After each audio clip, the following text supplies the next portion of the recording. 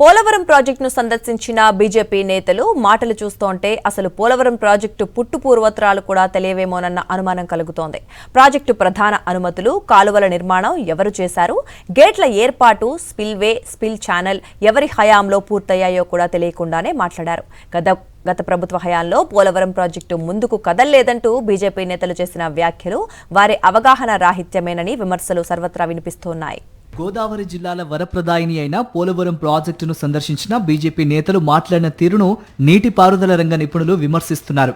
Rajahmundry MP పురంధేశ్వరితో పాటు BJP రాష్ట్ర అధ్యక్షుడు మాధవ్, కేంద్ర మంత్రి శ్రీనివాస వర్మ, రాష్ట్ర వైద్య ఆరోగ్య శాఖ మంత్రి సత్యకుమార్ యాదవ్, ఎమ్మెల్సీ సోము వీర్రాజుతో పాటు పలువురు బీజేపీ నేతలు పోలవరం ప్రాజెక్టు ఫీల్డ్ విజిట్ కు వెళ్లారు. విద్యుత్ ఉత్పత్తి కేంద్రాన్ని కూడా నేతలు పరిశీలించారు. ప్రాజెక్టు ఇంజనీర్లు నేతలకు ప్రాజెక్టు ప్రస్తుత పరిస్థితిని వివరించారు. అనంతరం ప్రాజెక్టు పరిస్థితిపై రివ్యూ నిర్వహించారు. ఇంతవరకు బాగానే ఉన్న 2014 నుంచి 2019 వరకు పోలవరం పనులు శరవేగంగా సాగాయని, గత ప్రభుత్వ హయాంలోనే పనులు పూర్తిగా నిర్లక్ష్యానికి గురయ్యాయని మంత్రి సత్యకుమార్ ఆరోపించడంపై తీవ్రస్థాయిలో విమర్శలు వ్యక్తమవుతున్నాయి. జాతీయ ప్రాజెక్టుగా గుర్తించిన తర్వాత కేంద్రం నుంచి విడుదలయ్యే నిధులతోనే పోలవరం ప్రాజెక్టు పనులు నడుస్తున్నాయి. అయితే అంతకుముందు ప్రాజెక్టుకు సంబంధించిన పూర్తిస్థాయి పాలనాపరమైన అనుమతులు తీసుకొచ్చింది దివంగత ముఖ్యమంత్రి రాజశేఖర రెడ్డేనని పోలవరం ప్రాజెక్టు గురించి తెలిసిన వారెవరైనా చెబుతారు. ముఖ్యంగా ప్రాజెక్టుకు ప్రాణప్రదమైన కుడి, ఎడమ కాలువల తవ్వకాలు, వాటికి సంబంధించిన భూసేకరణ చేపట్టి చాలా వరకు పూర్తి చేసింది కూడా వైఎస్ఆర్ఏనన్న విషయం అందరికీ తెలుసు. అనంతరం చంద్రబాబు 2014 నుంచి 2019 వరకు తన పాలనలో పోలవరం పనులు శరవేగంగా చేస్తున్నట్టు హడావిడి చేశారే తప్ప ప్రాజెక్టు అభివృద్ధి ఎక్కడా కనిపించలేదు. ఎగువ, దిగువ కాఫర్ డ్యాంలు, spillway, spill channel, twin tunnels పూర్తి చేయకుండా డయాఫ్రమ్ వాల్ నిర్మాణాన్ని చేపట్టడం, భారీగా వచ్చిన వరదల ప్రభావంతో అది తీవ్రంగా దెబ్బతిని పనికి రాకుండా పోవటం కేవలం చంద్రబాబు తీసుకున్న నిర్ణయాల వల్లే జరిగిందంటోంది వైఎస్ఆర్సీపీ. తర్వాత 14 నుంచి 19 దాకా చంద్రబాబు నాయుడు గారు ముఖ్యమంత్రిగా ఉన్నాడు.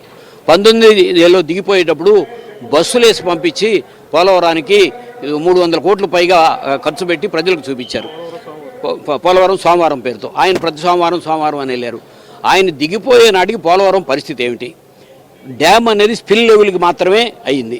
ఒక్క షట్టర్ని గాలిలో 2 పియర్స్ లేపి పెట్టి ఇదే పోలవరం అని చూపించారు.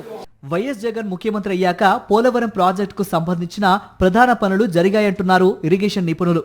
పోలవరం హెడ్ వర్క్స్ చూసి ప్రాజెక్టు పూర్తయిపోయినట్టు బీజేపీ నేతలు భావిస్తున్నారే తప్ప R&R గురించి అస్సలు మాట్లాడకపోవటం వారి అవగాహన రాహిత్యమేనంటున్నారు. టీడీపీ హయాంలో తూతూ మంత్రంగా ప్రాజెక్టుకు ఒక గేటు పెట్టి ప్రచారం చేసుకున్నారే తప్ప ఎక్కడా ప్రాజెక్టు పనులు జరగలేదు. పోలవరం సోమవారం పేరిట 100 కోట్లు ఖర్చు చేశారే తప్ప ప్రాజెక్టును ముందుకు తీసుకువెళ్లాలన్న ఆలోచన చంద్రబాబుకు ఎప్పుడూ లేదంటున్నారు. పోలవరం ప్రాజెక్టు మాత్రమే కాదని పులిచెంతల ప్రాజెక్టు కూడా ప్రారంభించి వాటిని ముందుకు తీసుకువెళ్లిన నాయకుడు వైఎస్ రాజశేఖర రెడ్డి అంటున్నారు. మా ఉపయోగపడే ప్రాజెక్ట్ అని రాజశేఖర రెడ్డి గారు దాన్ని తీసుకున్న పరిస్థితి. ఒక్క పోలవరమే కాదు, పులిచెంతల కంప్లీట్గా 88లో ఎన్టీ రామారావు గారు శంకుస్థాపన చేస్తే కనీసం కాల.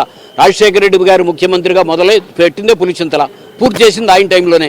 దానికి ల్యాండ్ ఎక్విజిషన్ 300 కోట్లు ఉంటే 14 నుంచి 19 దాకా చెల్లించాల. జగన్మోహన్ రెడ్డి గారు చెల్లించారు. గోదావరి పుష్కరాల్లో పోలవరం ప్రాజెక్టును పూర్తి చేస్తామని చంద్రబాబు చెప్పడాన్ని ఏమాత్రమూ నమ్మలేమంటున్నారు వైఎస్ఆర్సీపీ నేతలు. కనీసం ప్రాజెక్టుల్లో నీళ్లున్నా ఆయకట్టుకు ప్రభుత్వం నీరందించే పరిస్థితి కూడా ప్రస్తుత ప్రభుత్వ హయాంలో లేకపోవటం దారుణమంటున్నారు. చంద్రబాబు ప్రారంభించిన పట్టిసీమ, పురుషోత్తమపట్నం లిఫ్ట్ ఇరిగేషన్ ప్రాజెక్టులకు మూలమైన పోలవరం కాలువల నిర్మాణం చేపట్టిందే వైఎస్ఆర్ అని, అసలు కాలువలే లేకపోతే చంద్రబాబు ప్రాజెక్టులు ఎక్కడుంటాయని ప్రశ్నిస్తున్నారు. మరిన్ని అప్డేట్స్ కోసం ఛానల్ ను సబ్స్క్రైబ్ చేయండి. నోటిఫికేషన్స్ కోసం బెల్ ఐకాన్ పై క్లిక్ చేయండి.